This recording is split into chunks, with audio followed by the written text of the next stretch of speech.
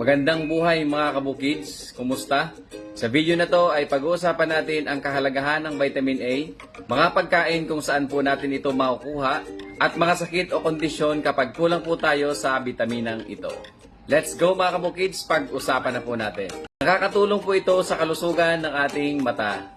Nagpapatibay ng immune system, napapanatili ang normal na dami ng cells sa ating katawan, nakatutulong para sa sapat na mucus. Ang mucus po ay importante sapagkat nalalabanan po nito ang mga mikrobyo na pumapasok po sa ating katawan. Sa mga bata po, kailangan ng vitamin A para sa mabilis na paglaki. Ang mga sumusunod na pagkain ang pwede nating pagkunan ng bitaminang ito: dilaw at berding gulay, dilaw at berding prutas. Maaari din po itong makuha sa atay, itlog, keso at dilis. At sa mga lamang dagat katulad ng tahong at tulya. Kapag kulang po tayo ng vitamin A sa katawan, madali pong dapuan ng sakit sa baga. Kadalasan ay nagtatae, lumalabo ang paningin.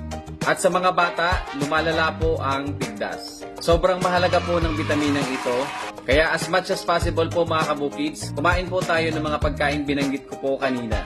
Sana po ay may natutunan po kayo sa video na to. Maraming salamat po sa inyong panonood at pakishare naman po ng video na to para malaman din po ng iba. Salamat!